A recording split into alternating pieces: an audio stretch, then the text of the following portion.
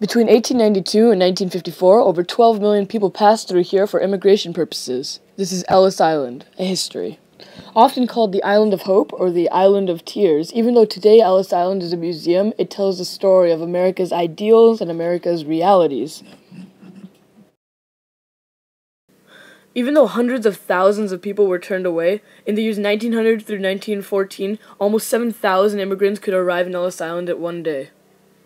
The government wanted a new immigration site as soon as Ellis Island became an option, so it was picked immediately.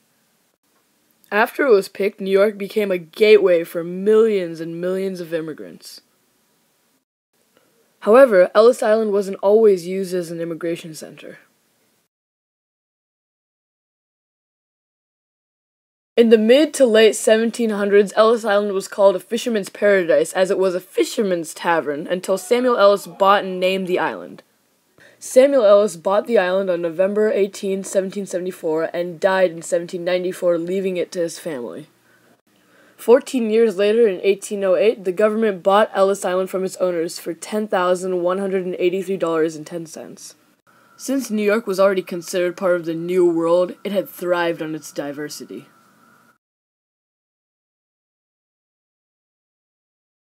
Before Ellis Island existed, immigrants were naturalized at Castle Garden, which opened in 1855 and had over 50,000 immigrants in its first year. Because of a siege, problems with Castle Garden became apparent.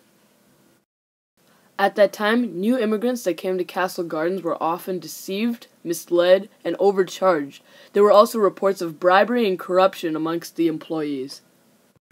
The government ended up shutting down Castle Gardens and using Ellis Island instead because Castle Garden couldn't handle the influx of immigrants coming in. The daunting journey to America was of many stages, each with its own uncertainties and risks. When steamships came into use, however, the voyage would take much less time than it did previously. On the ships, there were 3 sections: the first-class cabins, the second-class cabins, and the steerage section. On the ships, wealthy people traveled in the first and the second-class cabins, while most people had to stay in the steerage section. Sometimes tens of thousands of people were packed into small spaces in the steerage section, which had no windows and little fresh air. Even though all passengers had to be inspected on board, many passengers of the first and second class cabins would be immediately inspected and then they were cleared for entry into the United States of America. It was a little bit different for the steerage passengers. They had to be taken on ferry boats and to Ellis Island for the immigration process. Once the passengers were on the ferry boats, they passed Coney Island and the Statue of Liberty, entered the Hudson River, and were taken to New York Harbor. After that, they were finally cleared for entry into America.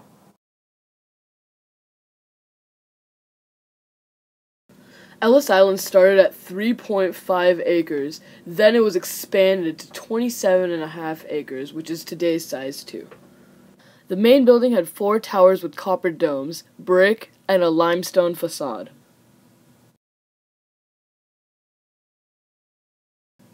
Some people fled their hometowns because of poverty, oppression, and starvation, while others just came to reinvent themselves.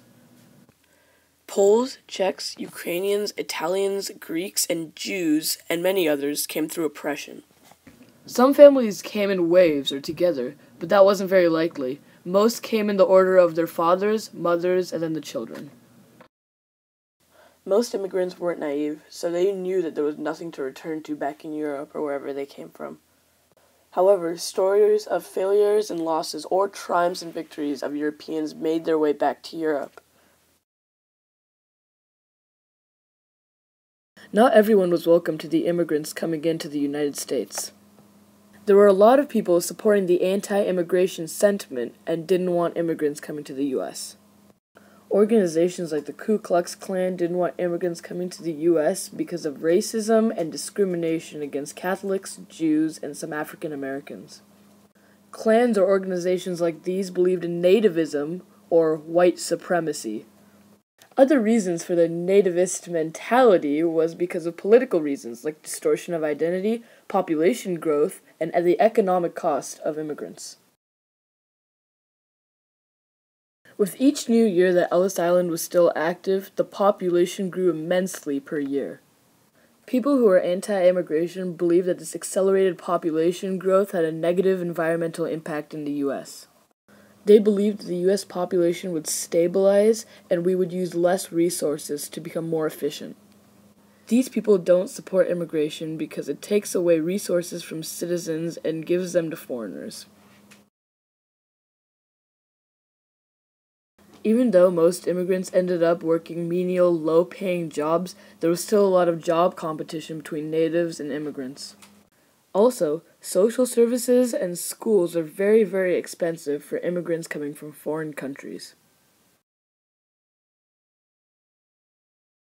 Many thought that immigrants were changing the face of the U.S. and the unity of the nation itself. Many thought because of the cultural plurality, America would lose its own culture into a melting pot of foreign cultures. America was very divided in its viewpoints on immigration in the early 20th century. However, today it is one of the most culturally rich and diverse countries in the world.